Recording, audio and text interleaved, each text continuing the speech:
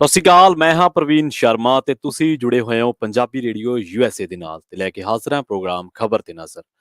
ਖਬਰ ਤੇ ਨਜ਼ਰ ਪ੍ਰੋਗਰਾਮ ਦੇ ਵਿੱਚ ਆਪਾਂ ਜੁੜਾਂਗੇ ਮਿੰਟੂ ਗੁਰਸਰਗਾ ਜੀ ਦੇ ਨਾਲ ਤੇ ਉਹਨਾਂ ਤੋਂ ਜਾਣਾਂਗੇ ਪੰਜਾਬ ਭਾਰਤ ਸਿਆਸਤ ਸਮਾਜ ਦੇ ਵਿੱਚ ਵਾਪਰੀਆਂ ਅਹਿਮ ਘਟਨਾਵਾਂ ਬਾਰੇ ਕੁਝ ਖਾਸ ਜਾਣਕਾਰੀਆਂ।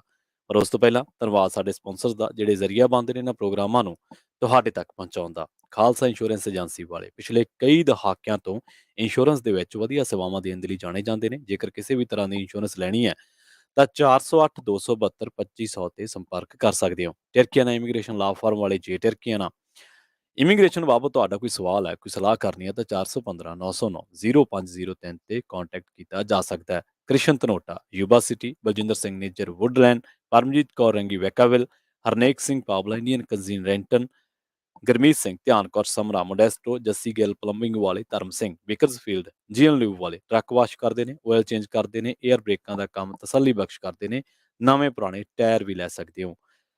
ਨਿਮਾ ਸਹੋਤਾ ਦੇ ਨਾਲ ਸੰਪਰਕ ਕੀਤਾ ਜਾ ਸਕਦਾ। ਲੋਕੇਸ਼ਨ ਹੈ ਸੈਂਤਾ ਨੇਲਾ ਦੀ, ਨੰਬਰ ਹੈ 209 277 0113। ਵੈਸਟ ਕੋਸਟ ਟਰੱਕ ਸਕੂਲ ਵਾਲੇ ਅਜੀਤ ਟਟਵਾਲ ਟਰੱਕਾਂ ਦੀ ਵਧੀਆ ਸਿਖਲਾਈ ਲੈਣ ਦੇ ਲਈ ਸੰਪਰਕ ਕਰ ਸਕਦੇ ਹੋ 559 800 0590 ਤੇ ਜ਼ੈਂਡਰ ਗਰੁੱਪ ਵਾਲੇ ਕਿਸੇ ਵੀ ਤਰ੍ਹਾਂ ਦਾ ਘਰ ਖਰੀਦਣਾ ਜਾਂ ਘਰ ਵੇਚਣਾ ਜਾਂ ਲੈਣਾ ਤੁਸੀਂ ਹੋਮ ਲੋਨ ਤਾਂ ਇਹਨਾਂ ਦੇ ਨਾਲ 855 905 2575 ਤੇ ਗੱਲ ਕਰ ਸਕਦੇ ਹੋ। ਜੁੜਦੇ ਮਿੰਟੂ ਗੁਰਸਰੀਆ ਜੀ ਦੇ ਨਾਲ, ਉਸ ਤੋਂ ਬਾਅਦ ਖਬਰਾਂ ਦੀ ਤਫਸੀਲ। ਮਿੰਟੂ ਜੀ ਸਤਿ ਸ਼੍ਰੀ ਅਕਾਲ, ਸਵਾਗਤ ਹੈ ਪੰਜਾਬੀ ਰੇਡੀਓ USA ਤੇ। ਸ਼ੁਕਰੀਆ ਸਾਰਿਆਂ ਨੂੰ, ਸਤਿ ਸ਼੍ਰੀ ਅਕਾਲ ਜੀ। ਜੀ ਮਿੰਟੂ ਜੀ, ਉद्धਵ ਠਾਕਰੇ ਤੋਂ ਸ਼ੁਰੂਆਤ ਕਰ ਲਗੇ, ਕਹਿੰਦੇ ਅਸਤੀਫੇ ਦੀ ਪੇਸ਼ਕਸ਼ ਕਰਤੀ ਜੀ। ਦੇਖੋ ਇਹ ਸ਼ਮਾਈ ਜਿਵੇਂ ਕਣਕ ਝੋਨਾ ਏਦਾਂ ਆਉਂਦਾ ਹੈ ਨਾ, ਜੀ ਉਸੇ ਤਰ੍ਹਾਂ ਹੀ ਸਾਡੇ ਇਸ ਮੁਲਕ ਦੇ ਵਿੱਚ 6 ਮਹੀਨਿਆਂ ਬਾਅਦ ਇਸ ਤਰ੍ਹਾਂ ਦੇ ਭੁਚਾਲ ਲੈ ਆਉਂਦੇ ਆ ਕਿਸੇ ਨਾ ਕਿਸੇ ਸਟੇਟ ਦੇ ਵਿੱਚ। PSU ਵੇਚ ਕੇ ਅੱਜ ਕੱਲ ਬਹੁਮਤ ਖਰੀਦਣਾ ਇਹ ਵੀ ਸਿਆਸਤ ਦਾ ਦਸਤੂਰ ਹੋ ਗਿਆ। ਇਸੇ ਕਰਕੇ ਮੁਲਕ ਅੱਜ ਕੱਲ ਬਹੁਤ ਮਸ਼ਹੂਰ ਹੋ ਗਿਆ। ਸੋ ਇਹ ਦਸਤੂਰ ਆ ਕਿ ਮੁਲਕ ਦੇ ਬਿਹਤਰੀਨ ਆਲਾ PSU ਵੇਚ ਕੇ ਇੱਥੇ ਬਹੁਮਤ ਵੀ ਖਰੀਦਿਆ ਜਾਂਦਾ ਹੈ। ਸੋ ਇਸ ਸਾਰੀ ਜਿਹੜੀ ਕਹਿ ਲਈਏ ਨੌਟੰਕੀ ਹੈ, ਸਿਆਸਤ ਦੀ ਨੌਟੰਕੀ, ਇਹਦੇ ਵਿੱਚ ਨਾਮ ਤੇ ਸਿਧਾਂਤਾਂ ਦਾ ਹੁੰਦਾ ਹੈ। ਕਹਿੰਦੇ ਨੇ ਨਾ ਕਿ ਰੋਵੇ ਸੱਜਣਾ ਨੂੰ ਨਾ ਭਾਈਆਂ ਦਾ ਲੱਗੇ। ਮਤਲਬ ਕਿ ਬਹਾਇਆ ਕੁਛ ਹੋਰ ਜਾਂਦਾ ਹੈ ਜੀ, ਇਹ ਹੈ ਉਹ ਹੈ। ਅਸਲ ਦੇ ਵਿੱਚ ਖੇਡ ਸਾਰੀ ਇਹੋ ਹੈ, ਸੱਤਾ ਦੀ ਹੈ, ਕੁਰਸੀ ਦੀ ਹੈ, ਵੱਧ ਲੋਭ ਦੀ ਹੈ, ਵੱਧ ਪ੍ਰਾਪਤੀ ਦੀ ਆ। ਇਹੀ ਗੇਮ ਹੈ ਸਾਰਾ। ਇਹੀ ਖੇਡ ਦਾ ਇੱਕ ਤਰ੍ਹਾਂ ਨਾਲ ਕਹਿ ਲਓ ਕਿ ਇੱਕ ਬਹੁਤ ਪਚੀਦਾ ਪੇਚ ਆ ਜਿਹਦੇ ਵਿੱਚ ਬਹੁਤ ਸਾਰੇ ਬੰਦੇ ਉਲਝ ਜਾਂਦੇ ਆ ਜੀ। ਅਸਲ ਦੇ ਵਿੱਚ ਜੇ ਜਾਵਾਂਗੇ ਤਾਂ ਬਹੁਤ ਪਿੱਛੇ ਹਿਸਟਰੀ 'ਚ ਇਹ ਜਿਹੜਾ ਏਕਨਾਥ ਸ਼ਿੰਦੇ ਆ ਨਾ, ਜਿਹਨੇ ਬਗਾਵਤ ਕੀਤੀ ਹੈ, ਦਰਅਸਲ ਜਿਹੜਾ ਇਹਦਾ ਉਸਤਾਦ ਹੁੰਦਾ ਸੀ, ਉਸਤਾਦ ਉਹ ਹੁੰਦਾ ਸੀਗਾ ਆਨੰਦ ਦਿਗੇ। ਸੋ ਉਹ ਕਹਿ ਲਓ ਕਿ ਜਿਵੇਂ ਬਾਲਾ ਸਾਹਿਬ ਠਾਕਰੇ ਆ ਨਾ, ਇਸ ਤਰ੍ਹਾਂ ਠਾਣੇ ਇਸ ਏਰੀਏ ਦੇ ਵਿੱਚ ਕਹਿ ਲਓ ਕਿ ਲਾਗੇ ਬੰਨੇ ਦਰਬਾਰ ਲਾਇਆ ਕਰਦਾ ਸੀ। ਦਰਬਾਰ ਬਾਲਾ ਸਾਹਿਬ ਠਾਕਰੇ ਦੇ ਬਰੋਬਰ ਹੀ ਚੱਲਿਆ, ਕਦੇ ਕੰਟਰੋਲ ਨਹੀਂ ਹੋਇਆ। ਉਹ ਹੈ ਇਹਨਾਂ ਦਾ ਹੀ ਸੀ ਬੰਦਾ ਜੀ। ਪਰ ਬਾਅਦ ਦੇ ਵਿੱਚ ਇੱਕ ਐਕਸੀਡੈਂਟ ਦੇ ਵਿੱਚ ਉਹਦੀ ਮੌਤ ਹੋ ਗਈ ਤੇ ਉਸ ਐਕਸੀਡੈਂਟ ਨੂੰ ਵੀ ਇੱਕ ਸ਼ੱਕ ਮੰਨਿਆ ਜਾਂਦਾ ਹੈ। ਜਿਵੇਂ ਇੱਥੇ ਪੰਜਾਬ ਦੀ ਪੋਲਿਟਿਕਸ ਦੇ ਵਿੱਚ ਵੀ ਕੁਝ ਸੜਕੀ ਹਾਦਸਿਆਂ ਨੂੰ ਇੱਕ ਦੂਸਰੀ ਨਿਗਾਹ ਨਾਲ ਦੇਖਿਆ ਜਾਂਦਾ ਕਿ ਹਾਦਸਾ ਨਹੀਂ, ਕੁਝ ਹੋਰ ਹੋ ਸਕਦਾ, ਕਿਉਂਕਿ ਉਹਦਾ ਐਕਸੀਡੈਂਟ ਹੋਇਆ, ਉਸ ਤੋਂ ਬਾਅਦ ਹਾਰਟ ਅਟੈਕ ਹੋ ਗਿਆ ਸੀ ਜੀ। ਖੈਰ ਇਹ ਸਾਰਾ ਕੁਛ ਆ, ਇਹ ਰਾਜਨੀਤੀ ਦਾ ਕਹਿ ਲਓ ਕਿ ਇੱਕ ਹੋਰ ਅਧਿਆਇ ਆ ਜਿਹੜਾ ਕਦੇ ਵੀ ਪੂਰਾ ਨਹੀਂ ਖੁੱਲਦਾ। ਅੱਧਾ ਖੁੱਲਦਾ, ਥੋੜਾ ਬਹੁਤਾ ਬਾਹਰ ਆਉਂਦਾ, ਅੱਧਾ ਉਸੇ ਤਰ੍ਹਾਂ ਹੀ ਬੰਦ ਰਹਿੰਦਾ। ਇਹ ਐਸਾ ਇੱਕ ਚੈਪਟਰ ਹੈ ਹਿਸਟਰੀ ਦਾ, ਜਾਂ ਕਹਿ ਲਓ ਕਿ ਰਾਜਨੀਤਿਕ ਹਿਸਟਰੀ ਦਾ। ਤੋ ਹੁਣ ਇਹ ਜਿਹੜਾ ਸੀਗਾ ਏਕਨਾਥ ਸ਼ਿੰਦੇ, ਇਹ ਵੀ ਇਹਨਾਂ ਦੇ ਨਾਲ ਤੁਰਿਆ ਆਇਆ। ਦਰਅਸਲ ਕੀ ਹੈ ਕਿ ਇੱਥੇ ਤੁਸੀਂ ਇੱਕ ਸਿਮਿਲੈਰਿਟੀ ਦੇਖ ਸਕਦੇ ਹੋ ਅਕਾਲੀ ਦਲ ਬਾਦਲ ਦੇ ਨਾਲ, ਕਿ ਇੱਕ ਤਾਂ ਇਹ ਆ ਕਿ ਇਹਨਾਂ ਨੇ ਜਦੋਂ ਹੁਣ ਸਰਕਾਰ ਬਣਾਈ, ਜੋ ਇਹਨਾਂ ਦਾ ਹਿੰਦੂਤਵੀ ਇੱਕ ਤਰ੍ਹਾਂ ਨਾਲ ਕਹਿ ਲਓ ਸਿਧਾਂਤ ਸੀਗਾ, ਕੁਛ ਉਹਦੇ ਤੇ ਸਵਾਲ ਉੱਠਦੇ ਸਨ। ਇੱਕ ਤੇ ਇਹ ਸਿਮਿਲੈਰਿਟੀ ਜਿਵੇਂ ਇੱਥੇ ਪੰਥਕ ਮਾਮਲਾ ਹੋ ਜਾਂਦਾ। ਦੂਜੀ ਚੀਜ਼ ਇਹ ਹੈ ਕਿ ਕਈ ਵਾਰ ਜਿਹੜਾ ਇੱਕ ਆਰਡਰ ਆ ਤੁਹਾਡਾ ਬੈਕਬੋਨ ਆ, ਉਹ ਇਹਨਾਂ ਚੀਜ਼ਾਂ ਨੂੰ ਸੋਚਣਾ ਸ਼ੁਰੂ ਕਰ ਦਿੰਦਾ। ਤੀਸਰੀ ਚੀਜ਼ ਜਿਹੜੀ ਹੋਈ ਉਹ ਉਹੀ ਸਿਮਿਲੈਰਿਟੀ ਫੇਰ ਹੈ ਪਰਿਵਾਰਵਾਦੀ। ਹੋਇਆ ਕਿ ਏਕਨਾਥ ਸ਼ਿੰਦੇ ਮਤਲਬ ਜਿਵੇਂ ਮੈਂ ਤੁਹਾਨੂੰ ਦੱਸ ਰਿਹਾ ਕਿ ਅਹਿਮ ਖਿਡਾਰੀ ਹੈ ਉਸ ਗੇਮ ਦਾ। ਇਹਦੀ कह लो कि किते ना किते पेश नहीं चलन दित्ती जाती। जो भी मंत्रालय दे कोल सी उहदे विच भी दखल सी, यानी इहनूं वड्डा नहीं सी होण दिंदे ताकि एक मौका आवे कि जिहड़ा इहदा उस्ताद सी किते ओहदे वांगू पावरफुल ना हो जाए, क्योंकि उहने दरबार अपना बंद नहीं सी कीता। बाला साहब ठाकरे वांगू दा दरबार लगदा सीगा। इह मराठी सियासत दे विच उगड़वी मिसाल आ। सो इह ओहनूं थोड़ा जिहा नीवां रखना चाहुंदे सीगे। ਉਹ ਮੌਕਾ ਭਾਲਦਾ ਸੀਗਾ, ਮੌਕਾ ਫਿਰ ਬਣ ਗਿਆ। ਗੁਜਰਾਤ ਦੇ ਵਿੱਚੋਂ ਤਾਰਾਂ ਲੀਆਂ, ਸੂਰਤ ਚਲੇ ਗਏ। ਇਹਦੇ ਨਾਲ ਪਹਿਲਾਂ ਇਹਨੇ ਕਿਹਾ ਸੀ 46 MLAs ਨੇ। 46 ਦਾ ਮਤਲਬ ਕੀ ਹੈ ਕਿ ਟੋਟਲ ਇਹਨਾਂ ਦੇ ਕੋਲ 55 ਹੈ। ਟੋਟਲ ਇਹਨਾਂ ਦੇ ਕੋਲ 55 ਹੈ ਤਾਂ 2/3 ਜੇ ਉਹਦੇ ਕੋਲ ਲਾ ਲਓ ਕਿ 32 33 ਵੀ ਹੋ ਜਾਂਦੇ ਤੇ ਉਹਦੇ ਤੇ 2/3 ਦੇ ਮੁਤਾਬਕ ਕੀ ਹੋਏਗਾ ਕਿ ਕੋਈ ਕਾਨੂੰਨ ਨਹੀਂ ਲਾਗੂ ਹੁੰਦਾ ਉਹਦੇ ਤੇ। ਜਿਹੜਾ ਦਲ ਬਦਲੂ ਵਾਲਾ ਤਾਂ ਉਹ ਆਰਾਮ ਦੇ ਨਾਲ ਦੂਜੀ ਪਾਰਟੀ ਦੇ ਵਿੱਚ ਜਾ ਕੇ ਮਰਜ ਕਰ ਜਾਏਗਾ ਆਪਣੇ ਗਰੁੱਪ ਨੂੰ ਜੀ। ਖਤਮ ਖੇਡ। ਕਿਉਂਕਿ ਇਹਨਾਂ ਦੇ ਕੋਲ ਜਿਹੜਾ ਨੰਬਰ ਹੈ ਟੋਟਲ 117 ਦਾ, 145 ਚਾਹੀਦੇ ਆ। ਇਸ ਨੰਬਰ ਨੂੰ ਸਮਝਣ ਦੀ ਜ਼ਰੂਰਤ ਹੈ। ਟੋਟਲ ਜਿਹੜਾ ਅਗਾੜੀ ਹੈ, ਅਗਾੜੀ ਕਹ ਲੋ ਤੇ ਮਹਾਗਠਜੋੜ ਕਹਿ ਲੋ ਆਪਣੇ ਪੰਜਾਬੀ ਭਾਸ਼ਾ 'ਚ, ਤਾਂ ਇਹਨਾਂ ਦੇ ਕੋਲ ਨੰਬਰ 170 ਹੈ। 170 ਚੋਂ ਜੇ ਇਹ 46 ਕਹਿ ਰਿਹਾ, 46 ਨੂੰ ਮਾਈਨਸ ਕਰ ਦੋ ਤਾਂ ਕੀ ਰਹਿ ਗਿਆ? ਪਿੱਛੇ ਕੀ ਬਚਦਾ? ਕੱਖ ਵੀ ਨਹੀਂ। ਯਾਨੀ ਸਰਕਾਰ ਡਿੱਗਦੀ ਹੈ। ਪਰ ਜੋ ਇਹਨਾਂ ਨੇ ਦਸਤਖਤ ਕਰਾ ਕੇ ਹੁਣ ਭੇਜੇ ਆ, ਉਹ ਮੇਰੇ ਖਿਆਲ ਦੇ ਨਾਲ 34 ਕੁ ਵਿਧਾਇਕਾਂ ਦੇ ਆ। ਤਾਂ ਵੀ ਸਰਕਾਰ ਤੇ ਜਿਹੜੀ ਆ ਉਧਵ ਠਾਕਰੇ ਦੀ ਇੱਕ ਤਰ੍ਹਾਂ ਨਾਲ ਕਹਿ ਲੋ ਖਤਰੇ 'ਚ ਆਉਂਦੀ ਆ। ਪਰੰਤੂ ਉਧਵ ਠਾਕਰੇ ਨੇ ਇੱਕ ਹੁਣੇ ਜੇ ਕਹਿ ਲੋ ਕਿ ਥੋੜਾ ਸਮਾਂ ਪਹਿਲਾਂ ਹੀ ਸੋਸ਼ਲ ਮੀਡੀਆ ਤੇ ਵੀਡੀਓ ਪਾਈ ਸੀ ਕਿ ਜੇ ਤੁਹਾਨੂੰ ਮੇਰਾ ਅਸਤੀਫਾ ਚਾਹੀਦਾ ਸੀਗਾ ਤਾਂ ਤੁਸੀਂ ਮੈਨੂੰ ਕਹਿੰਦੇ, ਹੁਣ ਵੀ ਤੁਸੀਂ ਜੇ ਨਹੀਂ ਆ ਸਕਦੇ ਮੈਨੂੰ ਟੈਲੀਫੋਨ ਤੇ ਮੇਰੇ ਨਾਲ ਗੱਲ ਕਰ ਲਓ, ਮੇਰਾ ਅਸਤੀਫਾ ਤਿਆਰ ਹੈ। ਹੁਣ ਜੋ ਉੱਥੋਂ ਦੀ ਰਾਜਨੀਤੀ ਦੇ ਕਹਿ ਲਓ ਕਿ ਬੜੇ ਘਾਗ ਵਿਸ਼ਲੇਸ਼ਕ ਨੇ, ਉਹ ਕਹਿ ਰਹੇ ਆ ਕਿ ਅੱਜ ਦੀ ਰਾਤ ਬੜੀ ਕ੍ਰੂਸ਼ਲ ਹੋਣ ਜਾ ਰਹੀ ਹੈ। ਕਿਉਂ? ਕਿਉਂਕਿ ਤੁਹਾਨੂੰ ਪਤਾ ਹੈ ਕਿ ਪਵਾਰ ਉੱਥੋਂ ਦੀ ਰਾਜਨੀਤੀ ਦਾ ਚਣਕਿਆ ਸਮਝਿਆ ਜਾਂਦਾ ਹੈ, ਮਰਾਠਾ ਰਾਜਨੀਤੀ ਦਾ। ਇਹ ਕੀ ਕਰ ਰਹੇ ਨੇ ਕਿ ਏਕਨਾਥ ਸ਼ਿੰਦੇ ਨੂੰ ਅੱਗੇ ਲਾ ਕੇ ਉਹਦੇ ਮੋਢੇ ਤੇ ਚਲਾਉਣਾ ਚਾਹੁੰਦੇ ਆ। ਇਹ ਉਹਨੂੰ ਬੈਕਫਾਇਰ ਕਰਾ ਦੇਣਾ ਚਾਹੁੰਦੇ ਆ। ਮਤਲਬ ਕਿ ਏਕਨਾਥ ਸ਼ਿੰਦੇ ਨੂੰ ਲਿਓ, ਭਾਵੇਂ ਚੀਫ ਮਿਨਿਸਟਰ ਬਣਾ ਦਿਓ, ਪਰ ਇਹਨਾਂ ਦਾ ਰੱਜ ਕੇ ਜਲੂਸ ਕਢਾ ਦਿਓ ਭਾਰਤੀ ਜਨਤਾ ਪਾਰਟੀ। ਕਿਉਂਕਿ ਇਹ ਸਾਰੀ ਗੇਮ ਤੇ 2024 ਵਾਸਤੇ ਸੈੱਟ ਹੋ ਰਹੀ ਹੈ ਨਾ, ਵੱਡੀਆਂ ਸਟੇਟਾਂ ਨੇ ਇਹ। ਸੋ ਇਹ 2024 ਦੀ ਗੇਮ ਹੈ, ਹੋਰ ਤਾਂ ਕੁਝ ਵੀ ਨਹੀਂ ਹੈ।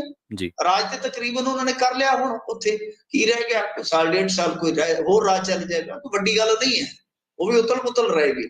ਪਰੰਤੂ ਸਭ ਤੋਂ ਵੱਡੀ ਗੱਲ ਜਿਹੜੀ ਹੈ ਉਹ ਹੈ 2024 ਵਾਸਤੇ ਕਿ ਬਿਲਕੁਲ ਇਹ ਜਿਹੜੀਆਂ ਇਸ ਤਰ੍ਹਾਂ ਦੀਆਂ ਕਹਿ ਲੋ ਕਿ ਇਹਨਾਂ ਦੀਆਂ ਵਿਰੋਧੀ ਫੋਰਸਸ ਨੇ, ਉਹਨਾਂ ਨੂੰ ਬਿਲਕੁਲ ਹਾਸ਼ੀਆਗ੍ਰਸਤ ਕਰ ਦਿੱਤਾ। ਕਿਉਂਕਿ ਸ਼ਿਵ ਸੈਨਾ ਟੁੱਟ ਰਹੀ ਹੈ ਨਾ, ਸਮਝੇ ਹੋ ਤੁਸੀਂ? 55 ਤਾਂ ਟੋਟਲ ਲੱਗਦਾ ਹੈ। ਜੇ ਉਹ 32 35 40 ਲੈ ਜਾਂਦਾ ਹੈ, ਇਟ ਮੀਨ ਕਿ ਉਹ ਸ਼ਿਵ ਸੈਨਾ ਤੋੜ ਗਿਆ ਜੀ। ਸੋ ਇਸ ਕਰਕੇ ਗੇਮ ਹਾਲੇ ਕਹਿ ਲੋ ਕਿ ਮੁੱਕੀ ਨਹੀਂ ਹੈ। ਜੇ ਮੇਨ ਸਟ੍ਰੀਮ ਦੇ ਚੈਨਲ ਤੁਸੀਂ ਦੇਖੋਗੇ ਤਾਂ ਉਹ ਤਾਂ ਬਹੁਤ ਕੁਝ ਕਹਿੰਦੇ ਨੇ ਇੱਥੇ, ਪਰੰਤੂ ਜਿਹੜੀ ਅੰਦਰ ਦੀ ਖੇਡ ਹੈ ਉਹ ਹਾਲੇ ਜਾਰੀ ਹੈ ਜੀ। ਹਾਲੇ ਤੇ ਪੂਰਾ ਜੱਟ ਕਾਇਮ ਹੈ, ਉਹ ਗਾਣਾ ਸੀਗਾ ਨਾ, ਜਿਵੇਂ ਹਾਲੇ ਗੇਮ ਕਹਿ ਲੋ ਕਿ ਪੂਰੀ ਹੱਥ 'ਚ ਹੈ। ਉਹਨਾਂ ਦੇ ਵੀ ਹੱਥ 'ਚ, ਇਹਨਾਂ ਦੇ ਵੀ ਹੱਥ 'ਚ ਹੈ। ਹੱਥ 'ਚ ਕੀ ਹੈ ਕਿ ਏਕਨਾਥ ਸ਼ਿੰਦੇ ਆ। ਜਿਵੇਂ ਤੁਸੀਂ ਦੇਖਿਆ ਹੋਣਾ ਕਿ ਇਹਨਾਂ ਨੇ ਇੱਕ ਵਾਰੀ ਪਵਾਰ ਦੇ ਭਤੀਜੇ ਨੂੰ ਨਾਲ ਰਲਾ ਲਿਆ ਸੀ, ਯਾਦ ਹੋਣਾ ਤੁਹਾਨੂੰ। ਸਰਕਾਰ ਬਣਾਉਣ ਤੇ ਕੰਢੇ ਤੇ ਆ ਗਿਆ ਸੀ ਕਿ ਸਾਰਾ ਕੁਝ ਐਨ ਤਿਆਰ ਬਰ ਤਿਆਰ ਸੀ।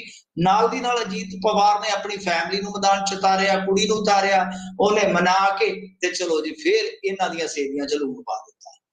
ਇਹਨਾਂ ਨੂੰ ਅੱਗੇ ਐਕਸਪੀਰੀਅੰਸ ਇਸ ਤਰ੍ਹਾਂ ਦਾ ਹੋ ਚੁੱਕਾ ਵਾ। ਇਹ ਫੜਨਵੀਸ ਨੇ ਤੇ ਜਾ ਕੇ ਸਹੁੰ ਚੁੱਕ ਲਈ ਸੀ, ਤੁਹਾਨੂੰ ਪਤਾ, ਮੂੰਹ ਨੇਰੇ, ਤੇ ਫਿਰ ਮੁੜ ਕੇ ਮੂੰਹ ਧੋਤਾ ਹੀ ਗਿਆ ਸੀਗਾ। ਸੋ ਹਾਲੇ ਕਿ ਮੁੱਕੀ ਨਹੀਂ ਹੈ, ਕੁਝ ਵੀ ਹੋ ਸਕਦਾ। ਜੇ ਤੇ ਏਕਨਾਥ ਸ਼ਿੰਦੇ ਨੂੰ ਇਹ ਕਹਿੰਦੇ ਨੇ ਕਿ ਆਜ਼ਾਦ ਚੀਫ ਮਿਨਿਸਟਰ ਤੂੰ ਹੀ ਬਣ ਜਾ ਜੀ, ਤੂੰ ਹੀ ਬਣ ਜਾ, ਤਾਂ ਕੋਈ ਚੱਕਰ ਨਹੀਂ ਹੈ। ਤਾਂ ਜੇ ਉਹ ਕਹਿੰਦੇ ਆ ਕਿ ਹਾਂ ਭਾਈ ਤੂੰ ਬਣ ਜਾ, ਤੇ ਇਹ ਵਿਧਾਇਕਾਂ ਨੂੰ ਕਹਿ ਦਿੰਦੇ ਕਿ ਆਜੋ ਤੁਹਾਨੂੰ ਖੁੱਲੇ ਗੱਫੇ ਦੇ ਦਿੰਦੇ, ਤਾਂ ਵੀ ਗੇਮ ਪਲਟ ਜਾਏ। ਸੋ ਇਸ ਕਰਕੇ ਕੁਝ ਵੀ ਹੋ ਸਕਦਾ। ਹਾਲ ਦੀ ਘੜੀ ਉਹਦੇ ਨਾਲ ਕਿੰਨੇ ਆ ਉਹਦੇ ਬਾਰੇ ਕਹਿ ਲੋ ਕਿ ਹਾਲੇ ਸੰਸਾ 36 ਹੈ, 32 ਹੈ, 34 ਹੈ, ਪਰ 32 34 ਦੀ ਮੇਰੇ ਖਿਆਲ ਦੇ ਨਾਲ ਲਿਸਟ ਜਿਹੜੀ ਉਹ ਗਈ ਹੈ। ਬਾਕੀ ਕੁਝ ਵਿਧਾਇਕਾਂ ਦੀ ਨਾਰਾਜ਼ਗੀ, ਜਿਵੇਂ ਮੈਂ ਕਹਿ ਰਿਹਾ ਸੀਗਾ, ਉਹ ਇੱਕ ਕੰਪੈਰੀਜ਼ਨ ਰਹਿ ਗਿਆ, ਇੱਕ ਤੁਲਨਾ ਰਹਿ ਗਈ ਕਿ ਅਕਾਲੀ ਦਲ ਦੇ ਪਰਿਵਾਰਵਾਦ ਤੋਂ ਜਿਸ ਤਰ੍ਹਾਂ ਖਾਸ ਤੌਰ ਤੇ ਬਾਦਲ ਫੈਮਿਲੀ ਤੋਂ ਲੋਕ ਖਫਾ ਹੋਏ, ਇਹਨਾਂ ਦੇ ਆਪਣੇ ਲੋਕ ਖਫਾ ਹੋਏ, ਤਾਂ ਉਸੇ ਤਰ੍ਹਾਂ ਦਾ ਉੱਥੇ ਵੀ ਮਾਹੌਲ ਇੱਕ ਹੈਗਾ ਸੀਗਾ। ਕਿਉਂ? ਕਿਉਂਕਿ ਬਾਲਾ ਸਾਹਿਬ ਠਾਕਰੇ ਤੋਂ ਬਾਅਦ ਜਦੋਂ ਵਾਰੀ ਆਈ ਤਾਂ ਦੋ ਭਰਾ ਲੜ ਪਏ ਆਪਸ ਦੇ ਵਿੱਚ, ਸ਼ਿਵ ਸੈਨਾ ਫਾਟ। ਇਸ ਤੋਂ ਬਾਅਦ ਹੁਣ ਵੀ ਕੀ ਹੈ ਕਿ ਉਧਵ ਠਾਕਰੇ ਦਾ ਬੇਟਾ ਜਿਹੜਾ ਆਦਿੱਤ ਠਾਕਰੇ, ਉਹਨੂੰ ਅੱਗੇ ਲਾਇਆ, ਉਹਦੇ ਤੋਂ ਵੀ ਪ੍ਰੋਬਲਮ ਹੈ। ਕਿ ਪੀੜ੍ਹੀ ਦਰ ਪੀੜ੍ਹੀ ਹੁਣ ਤੁਸੀਂ ਸਮਝੀ ਜਾਓਗੇ ਜ਼ਰਾ ਕੋ ਸਾਡੀ ਵਾਰੀ ਨਹੀਂ ਆਏਗੀ। ਸੋ ਇਸ ਕਰਕੇ ਪੰਗੇਬਾਜ਼ੀ ਇਸ ਗੱਲ ਦੀ ਵੀ ਹੈ। तो बाकी देखते हैं, अभी तो रात बाकी है, अभी तो बात बाकी है। ਜੀ ਅਗਲੀ ਖਬਰ ਦੀ ਗੱਲ ਕਰੀਏ, ਸੰਗਰੂਰ ਲੋਕ ਸਭਾ ਚੋਣ ਦੇ ਲਈ ਵੋਟਾਂ ਕੱਲ ਨੂੰ ਪੈਣਗੀਆਂ ਮਿੰਟੂ ਜੀ। हाँ जी, पैणगियां जरूर पैणगियां, हुण कणियां पता नहीं पैणगियां कि नहीं पैणगियां, क्योंकि एक ਵੋਟਾਂ वारी ते ਜ਼ਰੂਰ कणियां पै गईयां, ਜੀ मौसम ठंडा हो गया है ਹੂੰ ते जे कल नूं कह लो कि तिखी धुप पैंदी है, ਜੀ वोट परसेंटेज ते थोड़ा असर पै सकदा, क्योंकि गर्मी बहुत है ना, जून दा महीना है। ਹੂੰ जे ते ठंडा, वैसे ते कणियां पैंदियां रहियां पिछले 3-4 दिन तो मौसम बड़ा खुशगवार है। ਜੀ ये चीज जिहड़ी है वोट परसेंटेज ते असर पाउंदी है। तां तैयारियां ने पूरियां जी, आम आदमी पार्टी की इस किले नूं बचा सकेगी, वड्डा चैलेंज। ਜੀ ਇੱਕ ਪਾਸੇ ਸਿਮਰਨਜੀਤ ਸਿੰਘ ਮਾਨ, ਉਹ ਵੀ ਵਕਾਰ ਦੀ ਗੇਮ ਖੇਡ ਰਿਹਾ ਹੈ। ਮਤਲਬ ਕਿ ਇੱਕ ਤਰ੍ਹਾਂ ਨਾਲ ਕਹਿ ਲਓ ਕਿ ਸਿਆਸੀ ਕੈਰੀਅਰ ਸਾਰਾ ਦਾਤੇ ਹੈ, ਕਿਉਂਕਿ ਕੁਝ ਕੁ ਮਹੀਨੇ ਪਹਿਲਾਂ ਹਾਰ ਕੇ ਆਏ ਆ, ਨਵੇਂ ਜੋਸ਼ ਨਾਲ ਫਿਰ ਮੈਦਾਨ ਚ ਉਤਰੇ। ਤੇ ਜੀ ਜੇ ਹੁਣ ਨਹੀਂ ਤਾਂ ਫਿਰ ਅੱਗੇ ਕੀ ਇਲੈਕਸ਼ਨ ਸਿਰਫ ਹਾਰਨ ਵਾਸਤੇ ਹੀ ਲੜਨਗੇ, ਕਦੇ ਜ਼ਿੰਦਗੀ ਚ ਦੁਬਾਰਾ ਨਹੀਂ ਜਿੱਤਣਗੇ। ਇਹ ਉਹਨਾਂ ਤੇ ਵੀ ਵੱਡਾ ਸਵਾਲ ਹੈ। ਗੋਲਡੀ ਹੂੰ ਕਹਿੰਦੇ ਨਿਰਾ ਗੋਲਡ ਹੀ ਹੈ, ਹੂੰ ਸੰਗਰੂਰ ਵਾਲੇ ਵੋਟ ਪਾਉਂਦੇ, ਗੋਲਡ ਹੀ ਜੀ ਸਾਡਾ ਨਿਰਾ ਗੋਲਡ ਆ।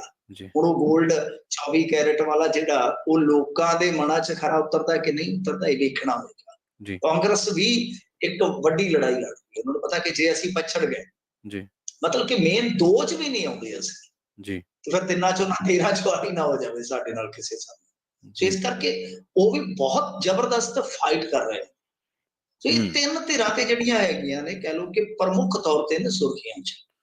ਤੇ ਜੀ ਜਿਹੜੀ ਅਕਾਲੀ ਦਲ ਬਾਦਲ ਦੀ ਧਿਰ ਆ, ਤਮਾਮ ਕੋਸ਼ਿਸ਼ਾਂ ਜੋ ਉਹਨਾਂ ਨੇ ਕੀਤੀਆਂ ਜੋ ਕਰ ਸਕਦੇ ਸੀਗੇ, ਹੂੰ ਉਹ ਬਾਵਜੂਦ ਇਸ ਦੇ ਫਲ ਦੀਆਂ ਨਜ਼ਰ ਨਹੀਂ ਆ। ਵੋਟ ਉਹ ਕਿੰਨੀ ਲਈ ਜਾਂਦੇ ਆ, ਨਿਗਾਹ ਰਹੇਗੀ। ਹਾਂ, ਮੈਂ ਵਾਰ-ਵਾਰ ਕਹਿਣਾ ਕਿ ਸਗੋਂ ਇਸ ਚੋਣ ਨੂੰ ਲੜਨ ਦੀ ਥਾਂ ਤੇ ਸਿਮਰਨਜੀਤ ਸਿੰਘ ਮਾਨ ਨੂੰ ਰਾਜੀ ਕਰਕੇ ਆਪਣੀਆਂ ਕਹਿ ਲਓ ਕਿ ਗੱਲਾਂ ਮਨਵਾ ਕੇ ਆਪਣੇ ਹੱਕ ਦੇ ਵਿੱਚ ਜੋ ਸਿੱਖ ਪੰਥ ਜਾਂ ਬੰਦੀ ਸਿੰਘਾਂ ਦੇ ਹੱਕ ਦੀਆਂ ਕੋਈ ਗੱਲਾਂ ਨੇ ਕਰਵਾ ਕੇ ਜੇ ਇਹ ਬੈਠ ਜਾਂਦੇ, ਤਾਂ ਮੇਰੇ ਖਿਆਲ ਦੇ ਨਾਲ ਇਹਨਾਂ ਨੂੰ ਸਿਆਸਤ ਦੇ ਵਿੱਚ ਉਸ ਚੀਜ਼ ਦਾ ਐਕਸਟਰਾ ਕਹਿ ਲਈਏ ਕਿ ਮਾਈਲੇਜ ਮਿਲ ਸਕਦਾ ਸੀ। ਖੈਰ, ਆਪੋ ਆਪਣੀ ਰਾਜਨੀਤੀ ਆ, ਆਪੋ ਆਪਣੇ ਅਗਲਿਆਂ ਦੇ ਫੈਸਲੇ ਆ, ਅਸੀਂ ਉਹਨਾਂ ਤੇ ਥੋਪ ਨਹੀਂ ਸਕਦੇ। ਜੀ ਸੋ ਗੱਲ ਇਹ ਆ ਕਿ ਤਿਆਰੀ ਆ। ਹੁਣ ਦੇਖੋ ਇਹਨਾਂ ਧਿਰਾਂ ਦੇ ਵਿੱਚੋਂ ਕਿਹੜੀ ਧਿਰ ਬਾਜੀ ਮਾਰਦੀ ਆ। ਵੈਸੇ ਆਮ ਆਦਮੀ ਪਾਰਟੀ ਤੇ ਦੁੱਗਣਾ ਪ੍ਰੈਸ਼ਰ ਹੈ। ਉਹਦਾ ਇੱਕ ਕਾਰਨ ਆ ਕਿ ਸਮਝ ਲਓ ਕਿ ਜੋ ਭਗਵੰਤ ਮਾਨ ਦਾ ਮਾਰਜਨ ਸੀਗਾ ਪਹਿਲੇ ਦੇ ਮੁਕਾਬਲੇ ਦੂਜੀ ਚ ਘਟ ਗਿਆ। ਜੀ ਹੁਣ ਜੇ ਉਦੋਂ ਤਾਂ ਘਟ ਗਿਆ ਤਾਂ ਕਿਸੇ ਨੇ ਗੌਰ ਨਹੀਂ ਕੀਤਾ। ਜੇ ਹੁਣ ਮਾਰਜਨ ਬਿਲਕੁਲ ਘਟ ਜਾਂਦਾ ਹੈ ਤੇ ਉਹਨਾਂ ਦੀ ਥਾਂ ਤੇ ਕਾਂਗਰਸ ਸੈਕੰਡ ਆ ਜਾਂਦੀ ਹੈ, ਜਾਂ ਕਹਿ ਲਓ ਕਿ ਸਿਮਰਨਜੀਤ ਸਿੰਘ ਮਾਨ ਸੈਕੰਡ ਆ ਜਾਂਦਾ ਹੈ, ਤਾਂ ਫਿਰ ਵੀ ਮੇਰੇ ਖਿਆਲ ਦੇ ਨਾਲ ਇਹ ਜਿਹੜੀ ਜਿੱਤ ਹੋਏਗੀ ਨਾ, ਉਨੀ ਸਵਾਦੀ ਨਹੀਂ ਹੋਏਗੀ ਜਿੰਨੀ ਆਮ ਤੌਰ ਤੇ ਜਿੱਤ ਸਵਾਦੀ ਲੱਗਦੀ। ਤਾਂ ਇਹਨਾਂ ਤੇ ਵੀ ਥੋੜਾ ਪ੍ਰੈਸ਼ਰ ਹੈ। ਖੈਰ, 1766 ਪੋਲਿੰਗ ਸਟੇਸ਼ਨ ਤਿਆਰ ਪਰ ਤਿਆਰ, 15,69,240 ਵੋਟਰ ਵੋਟਰ ਲਿਸਟ ਦੇ ਵਿੱਚ ਦਰਜ ਆ। ਤੇ ਬਾਕੀ ਇਹਨਾਂ ਦੇ ਵਿੱਚੋਂ ਕੁਝ 7540 ਸਰਵਿਸ ਵੋਟਰ ਆ, ਜਦਕਿ 987 ਐਬਸੈਂਟੀ ਵੋਟਰ ਆ। ਇਹਨਾਂ ਦੇ ਵਿੱਚੋਂ 80 ਸਾਲ ਦੀ ਉਮਰ ਤੋਂ ਜਿਹੜੇ ਜ਼ਿਆਦਾ ਨੇ 730 ਵੋਟਰ ਆ, ਜਦਕਿ 257 ਜਿਹੜੇ ਆ ਉਹ ਦਿਵਿਆਂਗ ਸ਼ਬਦ ਜਿਹੜਾ ਇਸਤੇਮਾਲ ਕੀਤਾ ਜਾਂਦਾ ਹੈ ਉਹ ਵੋਟਰ ਨੇ। ਖੈਰ, ਇਹ ਸਾਰਾ ਕੁਝ ਡਾਟਾ ਹੈ। ਤਾਂ ਹੁਣ ਦੇਖਦੇ ਆ ਕਿੰਨੀ ਵੋਟ ਪੋਲ ਹੁੰਦੀ ਹੈ, ਔਰ ਉਸ ਤੋਂ ਬਾਅਦ ਕਿਹਦੇ ਹੱਕ 'ਚ ਕਿੰਨੀ ਪੋਲ ਹੁੰਦੀ ਹੈ, ਉਸ ਤੋਂ ਬਾਅਦ ਗੇਮ ਹੋ ਜੀ। ਮਿੰਟੂ ਜੀ, ਚਰਚਾ ਇਹ ਚੱਲ ਰਹੀ ਹੈ ਵੀ ਬੰਬੀਹੇ ਪਿੰਡ ਦੇ ਵਿੱਚ ਕਿਸੇ ਨੇ ਰਫਲ ਚੈੱਕ ਕੀਤੀ ਤੇ ਮੀਡੀਆ ਨੇ ਖਬਰ ਬਣਾਤੀ ਵੀ ਗੋਲੀਆਂ ਚੱਲ ਗਈਆਂ। ਨਹੀਂ, ਰਫਲ ਚੈੱਕ ਨਹੀਂ ਕੀਤੀ ਉਹਨਾਂ ਨੇ। ਵੈਸੇ ਮੇਰੇ ਖਿਆਲ ਦੇ ਨਾਲ ਪੁਲਿਸ ਦੀ ਬੁੱਧੀ ਚੈੱਕ ਕੀਤੀ ਆ ਕਿ ਕਿਵੇਂ ਚੱਲਦੀ ਹੈ, ਕਿੰਨੀ ਚੱਲਦੀ ਹੈ। ਪਰ ਹੁਣ ਪੁਲਿਸ ਵਾਲੇ ਚੈੱਕ ਕਰਨਗੇ ਕਿ ਉਹਨਾਂ ਦੀ ਐਵਰੇਜ ਕਿੰਨੀ ਭੱਜਣ ਵਾਲੀ, ਹੁਣ ਚੈੱਕ ਕਰਨਗੇ। ਦੇਖੋ ਗੱਲ ਕੀ ਆ ਕਿ ਬੰਬੀਆ ਦੇ ਵਿੱਚ ਜਿਹੜੀ ਗੋਲੀ ਚੱਲੀ ਸੀ, ਸਾਡਾ ਮੀਡੀਆ ਤੇ ਹੁਣ ਦੇਖੋ ਜਦੋਂ ਕਮਲ ਛਾਨਣ ਤੇ ਉਤਰ ਪਵੇ, ਕਹਿੰਦੇ ਆ ਕਿ ਜਦੋਂ ਲਾ ਲਈ ਲੋਈ ਤੇ ਉਦੋਂ ਫਿਰ ਕੀ ਕਰੇ, ਉਦੋਂ ਕੋਈ ਨਹੀਂ ਕੁਛ ਵੀ ਕਰ ਸਕਦਾ, ਜੋ ਮਰਜ਼ੀ ਕਰ ਲਓ। ਤਾਂ ਇਹ ਮਾਮਲਾ ਕੁਛ ਇਸ ਕਿਸਮ ਦਾ ਸੀਗਾ ਕਿ ਇੱਕ ਤੇ ਦਵਿੰਦਰ ਦਾ ਪਿੰਡ ਇਹ ਸੀਗਾ, ਦਵਿੰਦਰ ਐਨਕਾਊਂਟਰ 'ਚ ਮਾਰਿਆ ਗਿਆ ਸੀ, ਜਿਹੜਾ ਕਿ ਬੰਬੀਆ ਗਰੁੱਪ ਦਾ ਕਹਿ ਲਓ ਕਿ ਮੋਢੀ ਸੀਗਾ, ਦਵਿੰਦਰ ਬੰਬੀਆ। ਅੱਛਾ, ਉਹਦੇ ਕਰਕੇ ਇਹ ਮਾਮਲਾ ਜਿਹੜਾ ਉਹ ਇਹ ਲੈ ਗਏ ਕਿ ਸ਼ਾਇਦ ਗੈਂਗਵਾਰ ਦਾ ਨਤੀਜਾ ਹੈ ਜਾਂ ਵਾਕਿਆ ਸੱਚਮੁੱਚ ਇਹਨਾਂ ਤੋਂ ਰੰਗਦਾਰੀ ਵਸੂਲੀ ਜਾ। ਇਹ ਮੀਡੀਆ ਨੂੰ ਤਾਂ ਇਹ ਸ਼ਬਦਾਂ ਦਾ ਨਹੀਂ ਪਤਾ, ਇਹ ਤੇ ਫਰੋਤੀ ਕਹੀ ਜਾਂਦੇ, ਫਰੌਤੀ ਵੀ ਨਹੀਂ ਕਿਹਾ ਜਾਂਦਾ ਜੀ। ਬਿਲਕੁਲ, ਇਹ ਫਰੌਤੀ ਹੈ ਹੀ ਨਹੀਂ ਹੈ ਜੀ, ਇਹ ਫਰੌਤੀ ਨਹੀਂ ਹੈ।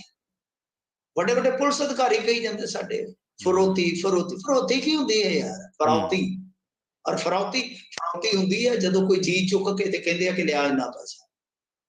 ਇਹ ਹੁੰਦੀ ਹੈ ਵਸੂਲੀ, ਜਬਰੀ ਵਸੂਲੀ ਆ, ਰੰਗਦਾਰੀ ਆ, ਇੰਨੀ ਦੇ ਤੇ ਆਪਦਾ ਖੁੱਲਾ ਖੇਡਦਾ ਹੈ।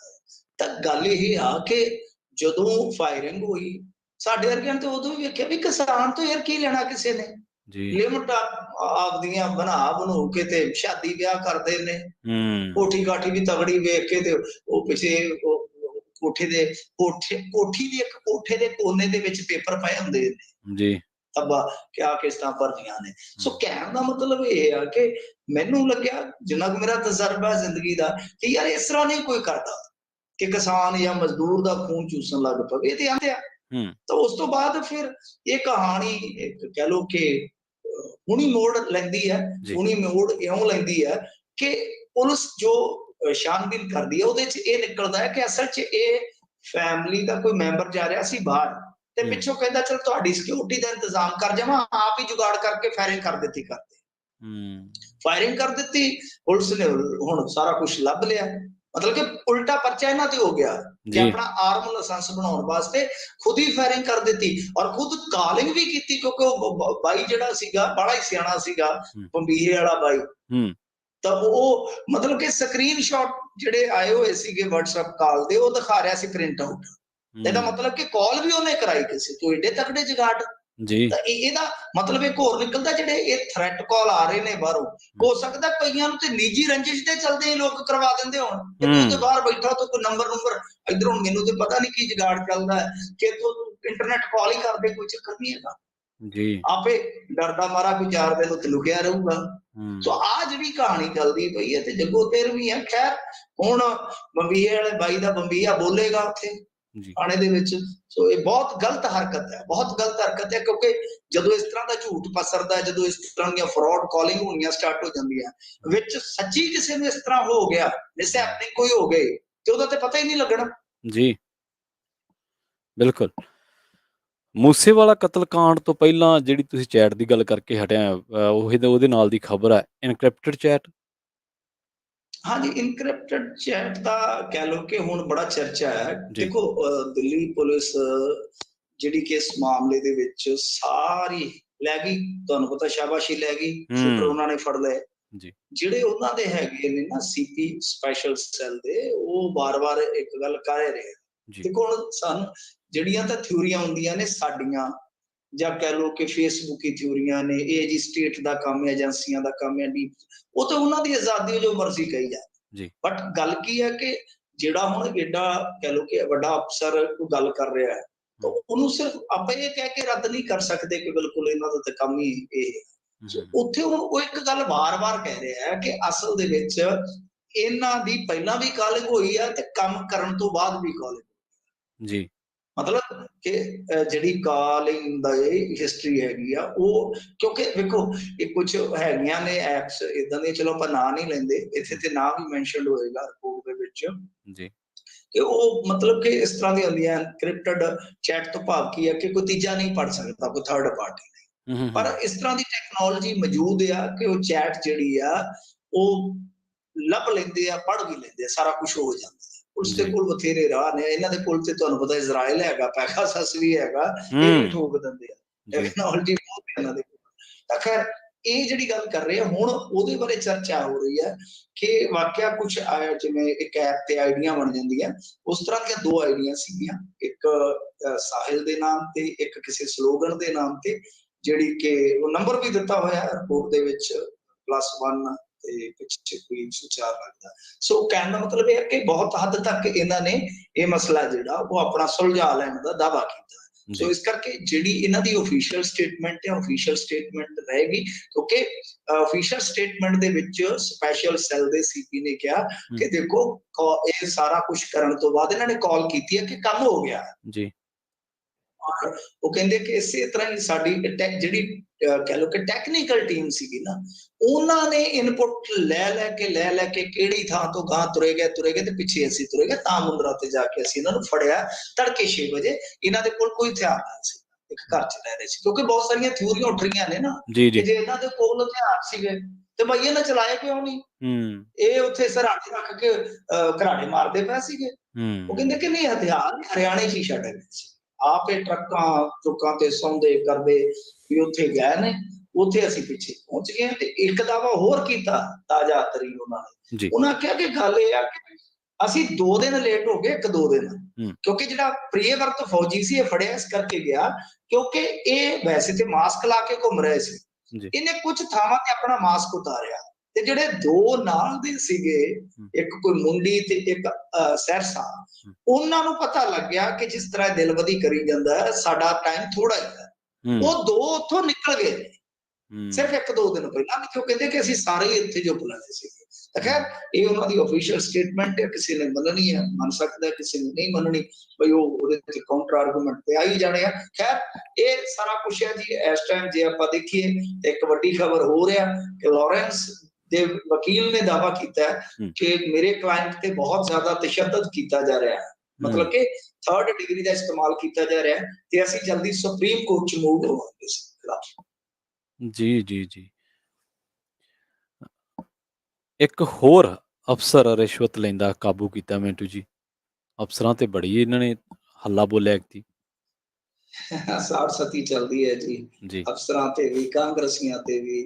ਗੱਲ ਇਹ ਆ ਕਿ ਦੇਖੋ ਇਹ ਹਟਦੇ ਕਿਉਂ ਨਹੀਂ, ਇਹ ਵੀ ਤੇ ਇੱਕ ਵੱਡਾ ਸਵਾਲ ਹੈ ਨਾ। ਕੀ ਗੱਲ ਹੈ ਵੀ ਤੁਹਾਡੇ ਘਰ 'ਚ ਹੁਣ ਦਾਣੇ ਹੈ ਨਹੀਂਗੇ, ਦਾਣੇ ਮੁੱਕ ਗਏ ਤੁਹਾਡੇ ਘਰ ਦੇ ਵਿੱਚ 3 ਮਹੀਨਿਆਂ ਦੇ ਅੰਦਰ ਅੰਦਰ। ਯਾਰ 5 ਰੁਪਈਆ ਦਾ ਕਿਹੜਾ ਕੋਈ ਥੋੜਾ ਹੁੰਦਾ ਜੇ ਖਾਣਾ ਹੋਵੇ। ਇੱਥੇ ਇਹੋ ਜਿਹੇ ਬੰਦੇ ਨੇ ਜਿਨ੍ਹਾਂ ਦਾ ਟੋਟਲ ਬਜਟ ਮਹੀਨੇ ਦਾ ਮਸੀਂ ਮੇਰੇ ਖਿਆਲ ਦੇ ਨਾਲ 5-7 ਹਜ਼ਾਰ ਹੋਏਗਾ, ਤੇ ਜਦੋਂ ਉਹਨਾਂ ਨੂੰ ਮਿਲੀਏ ਉਹਨਾਂ ਦੇ ਮੁੱਖ ਤੇ ਇੱਕ ਤਰ੍ਹਾਂ ਨਾਲ ਕਹਿ ਲਓ ਕਿ ਨੂਰ ਹੀ ਨੱਚਦਾ ਫਿਰਦਾ ਖੁਸ਼ੀ ਦੇ ਵਿੱਚ। ਇਹ ਕਦੇ ਟੈਨਸ਼ਨ ਹੀ ਨਹੀਂ ਲੈਂਦੇ। ਬਹੁਤ ਬੰਦੇ ਜ਼ਿੰਦਗੀ 'ਚ ਮਿਲ ਜਾਂਦੇ, ਖੁਸ਼ ਨੇ, ਕਹਿੰਦੇ ਕਿ ਨਹੀਂ ਯਾਰ ਕਿਸੇ ਦਾ ਕੋਈ ਦੇਣਾ ਨਹੀਂ ਲੈਣਾ ਨਹੀਂ ਹੈਗਾ, ਖਾਣੇ ਆ ਨਹੀਂ ਠੀਕ ਠਾਕ। ਇਹ ਲੋਕ ਇੰਨੀ ਕਮਾਈ ਕਰਕੇ, ਇੱਕ ਤੁਸੀਂ ਦੇਖੋ ਕਿ ਕੋਈ ਗੈਜ਼ਟਡ ਅਫਸਰ ਆ, IAS ਆ, ਕੱਲ IAS ਦੀ ਖਬਰ ਸੀ, ਅੱਜ ਗੈਜ਼ਟਡ ਅਫਸਰ, ਇਸ ਤਰ੍ਹਾਂ ਦੇ ਜਿਹੜੇ ਹੈਗੇ ਨੇ ਉਹ ਕੀ ਭੁੱਖੇ ਮਰ ਰਹੇ ਨੇ। ਕਮਾਲ ਦੀ ਗੱਲ ਆ, ਇੰਨੇ ਪੈਸੇ ਲੈ ਕੇ ਵੀ ਨਹੀਂ ਰੱਜ ਰਹੇ।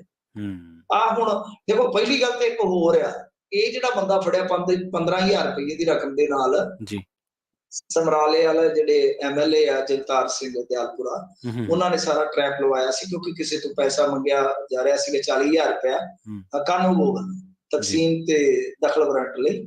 ਤੇ ਉਹ ਦਖਲ ਵਾਰੰਟ ਜਿਹੜਾ ਹੁੰਦਾ ਤਾਂ ਉਹਦੇ ਬਦਲੇ 40,000 ਰੁਪਇਆ ਮੰਗਿਆ, ਸੌਦਾ 25 ਚ, ਤੇ ਫਿਰ ਉਸ ਤੋਂ ਬਾਅਦ ਕਹਿੰਦੇ ਕਿ 10,000 ਲੈ ਲਿਆ। ਤੇ ਜਦੋਂ 15,000 ਬਕਾਇਆ ਲੈਣ ਲੱਗੇ ਅਗਲੇ ਚੁੱਪ ਲਿਆ। ਹੁਣ ਗੱਲ ਇਹ ਆ ਕਿ ਆ ਥੋੜਾ ਸਮਾਂ ਪਹਿਲਾਂ ਪਟਵਾਰੀ ਤੇ ਫਲਾਣੇ ਜੀ ਧਮਕਾਣੇ ਇਹ ਹੜਤਾਲ ਤੇ ਗਏ ਸੀ ਆਪਣੇ ਇਸੇ ਤਰ੍ਹਾਂ ਦੇ ਸਾਥੀਆਂ ਦੇ ਮਗਰ ਕਿ ਨਹੀਂ ਜੀ ਇੱਥੇ ਧੱਕਾ ਹੋ ਰਿਹਾ, ਫਲਾਣਾ ਹੋ ਰਿਹਾ, ਉਹਦੇ ਸਾਡਾ ਚੱਲਦਾ ਧੱਕਾ ਅਸੀਂ ਤਾਂ ਕਰਦੇ। ਵੀ ਗੱਲ ਇਹ ਆ ਕਿ ਕਮਾਲ ਦੀ ਗੱਲ ਹੈ, ਤੁਸੀਂ ਹਾਲੇ 15 ਦਿਨ ਪਹਿਲਾਂ ਸਟ੍ਰਾਈਕ ਤੇ ਗਏ, ਉਦੋਂ ਪਹਿਲਾਂ ਮਹੀਨਾ 1.5 ਮਹੀਨਾ ਪਿੱਛੇ ਜੇ ਚੱਲ ਜਾਓਗੇ ਸਟ੍ਰਾਈਕ ਤੇ ਗਏ, ਤੇ ਤੁਹਾਡੇ ਬੰਦੇ ਹਜੇ ਵੀ ਫੜੇ ਜਾ ਰਹੇ ਆ। ਜਾਂ ਤੇ ਹੁਣ ਕਹਿ ਦੋ ਕਿ ਇਹ ਵੀ ਧੱਕਾ ਵੀ ਇੱਕ ਹੁਣ ਕਿਸਾਨ ਦੇ ਨਾਲ ਵੀ ਇਹਦੀ ਲਾਗਡਾਟ ਸੀਗੀ, ਉਹ ਵੀ ਪੋਲੀਟੀਕਲੀ ਵੈਂਡੇਟਾ ਕੱਢ ਰਿਹਾ ਸੀ ਕਿਸਾਨ ਵੀ। ਕਮਾਲ ਦੀ ਗੱਲ ਆ ਕਿ ਉਹਦਾ ਕੋਈ ਕੰਮ ਹੀ ਨਹੀਂ ਸੀ ਤਹਿਸੀਲ ਦੇ ਵਿੱਚ, ਉਹ ਤੇ ਉਹੀ ਗਿਆ ਬਸ ਟੋਫੀਆਂ ਟਾਫੀਆਂ ਫੜਾਈਆਂ ਤੇ ਮੁੜ ਕੇ ਟੋਫੀਆਂ ਦੇ ਉਹਨੇ ਪੈਸੇ ਬਣਾਤੇ। ਜਾਦੂਗਰੀ ਸੀ ਉਹਦੇ ਕੋਲ, ਉਹ ਟੌਫੀ ਫੜਾ ਕੇ ਕਹਿੰਦਾ ਖਾਓ ਜੀ ਚੂਸੋ ਕਾਨੂੰਗੋ ਸਾਹਿਬ। ਇਹਨਾਂ ਨੇ ਜਦੋਂ ਚੂਸੀ ਤੇ ਉਹ ਨੋਟ ਬਣ ਗਏ।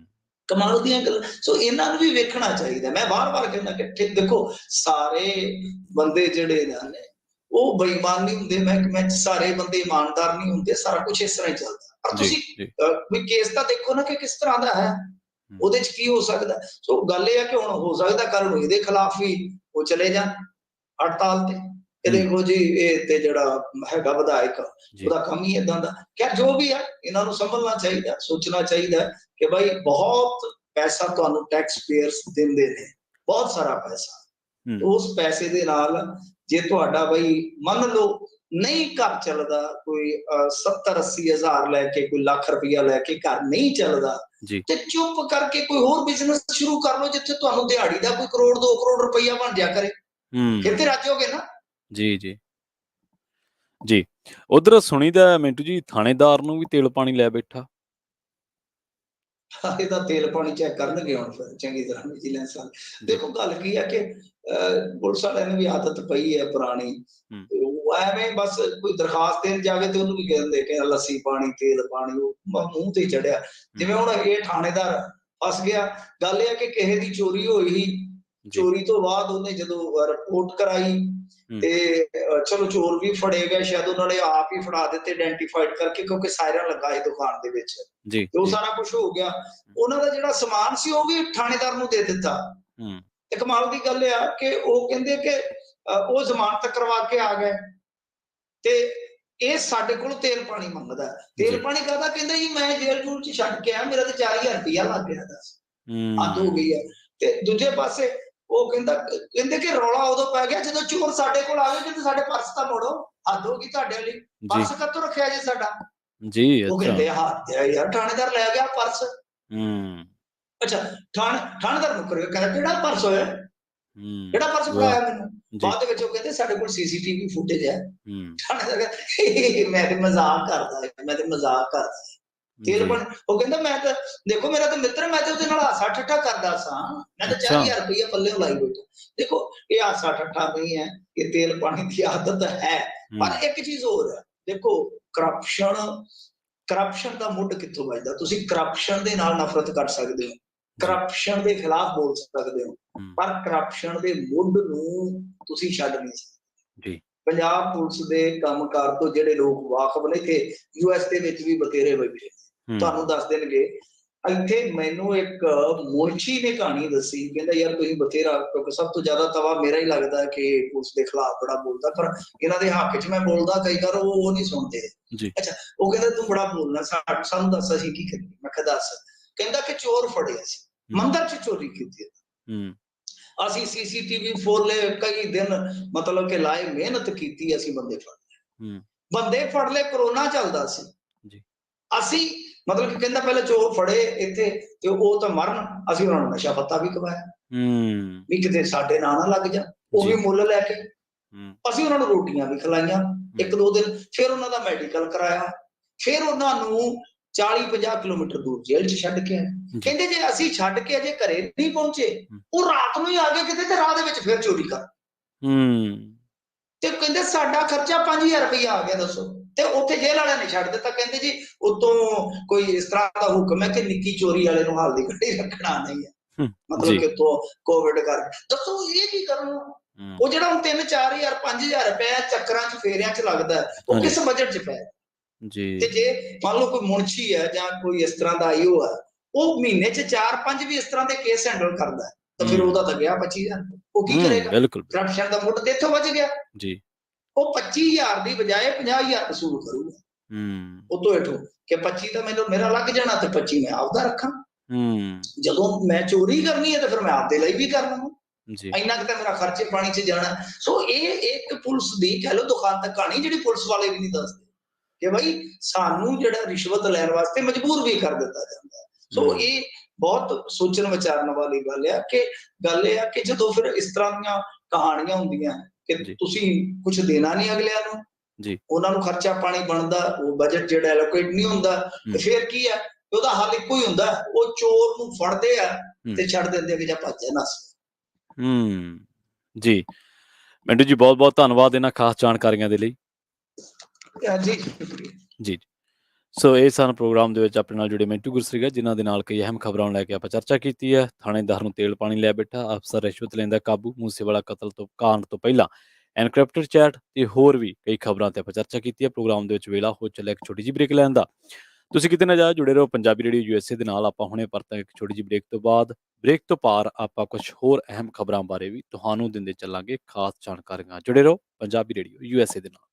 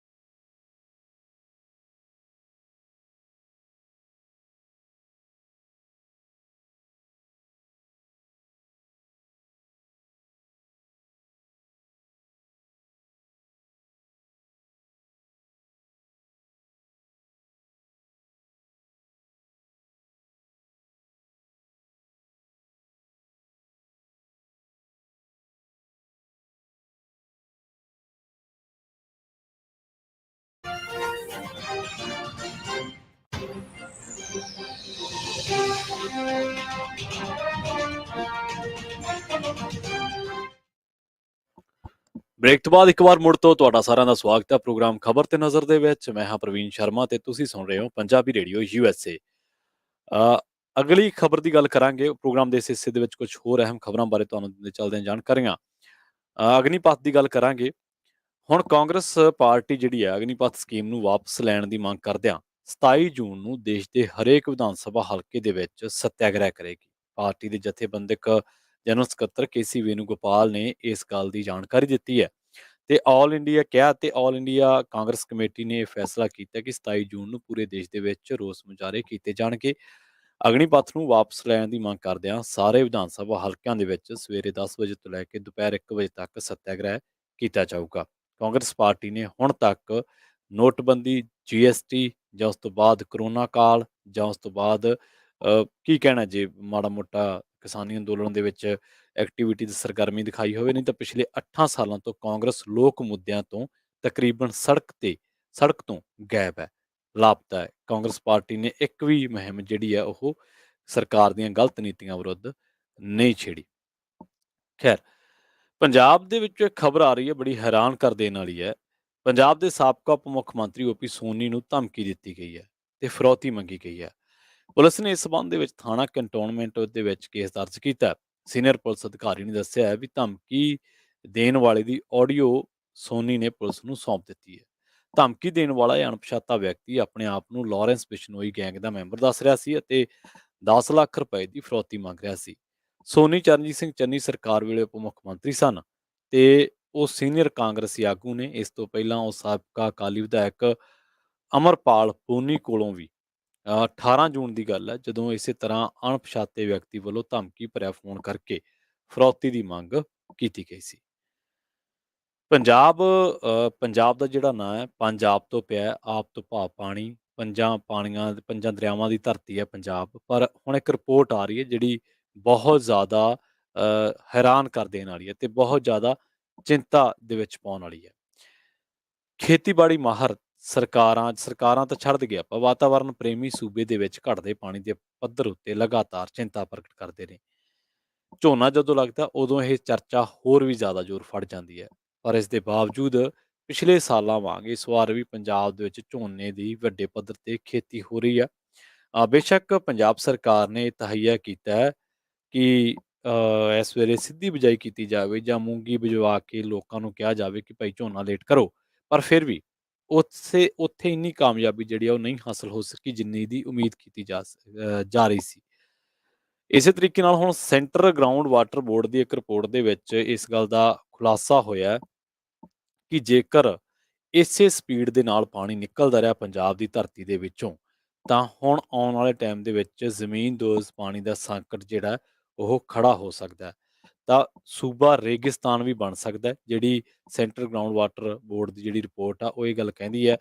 ਜਿਹੜੇ ਉਹਨਾਂ ਨੇ ਕੁਝ ਤੱਥ ਦੱਸੇ ਨੇ ਉਹ ਇਹ ਦੱਸੇ ਨੇ ਕਿ ਪੰਜਾਬ ਦਾ ਜ਼ਮੀਨਦੋਜ਼ ਪਾਣੀ 86 ਸੈਂਟੀਮੀਟਰ ਪ੍ਰਤੀ ਸਾਲ ਦੀ ਦਰ ਦੇ ਨਾਲ ਥੱਲੇ ਜਾ ਰਿਹਾ।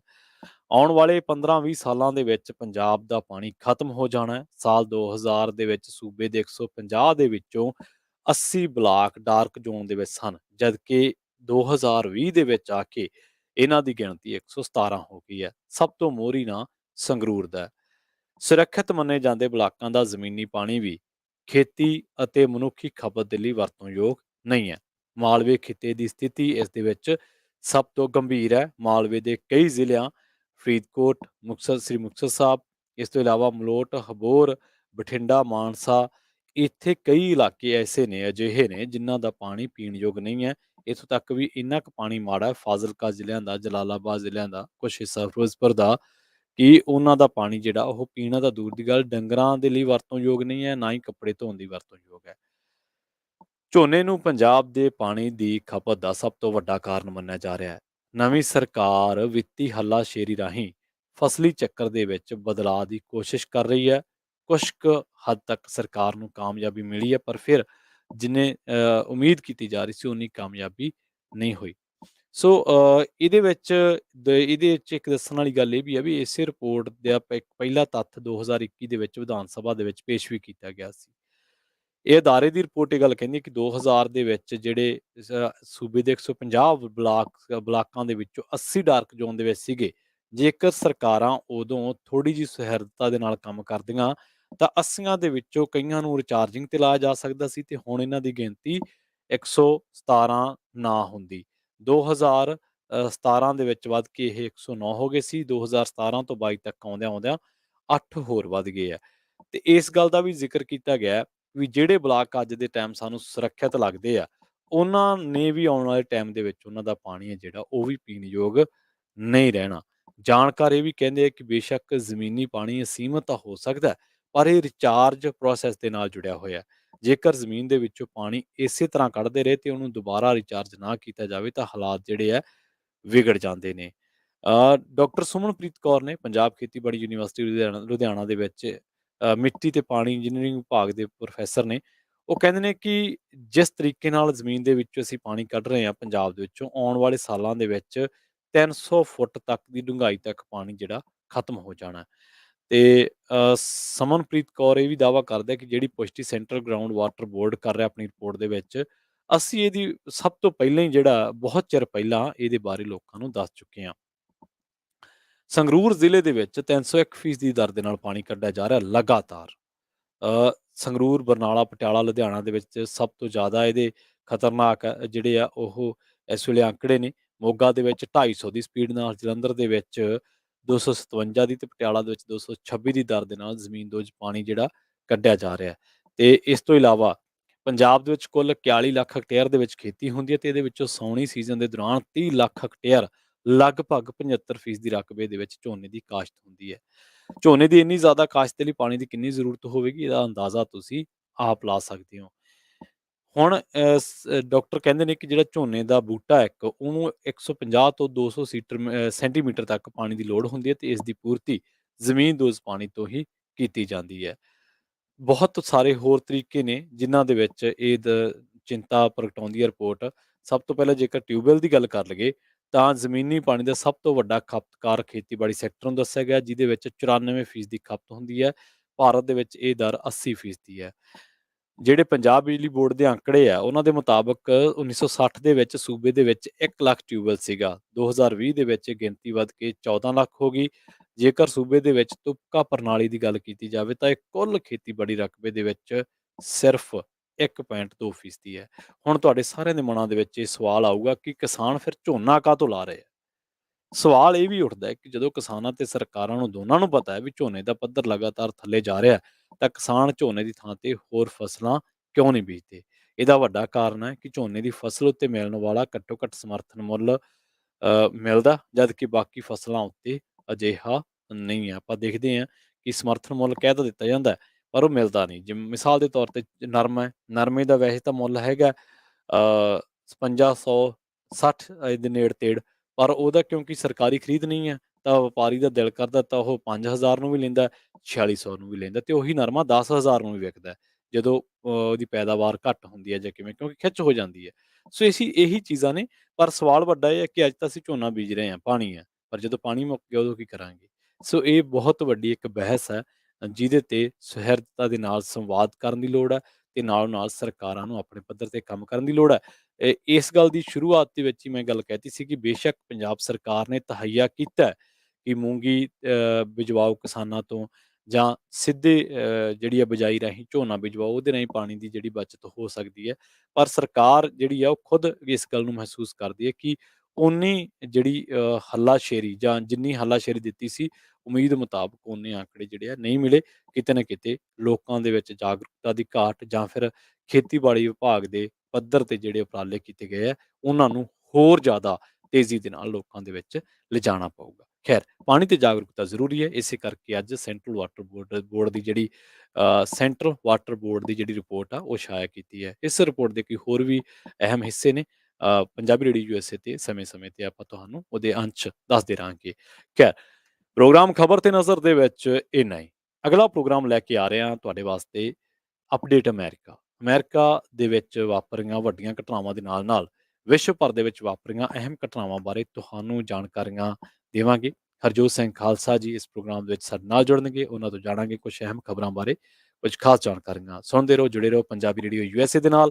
ਤੇ ਅਖੀਰ ਦੇ ਵਿੱਚ ਇੱਕ ਵਾਰ ਫਿਰ ਤੋਂ ਤੁਹਾਨੂੰ ਸਭ ਨੂੰ ਪਿਆਰ, ਆਦਬ, ਸਤਿਕਾਰ ਸਹਿਤ ਸਤਿ ਸ਼੍ਰੀ ਅਕਾਲ।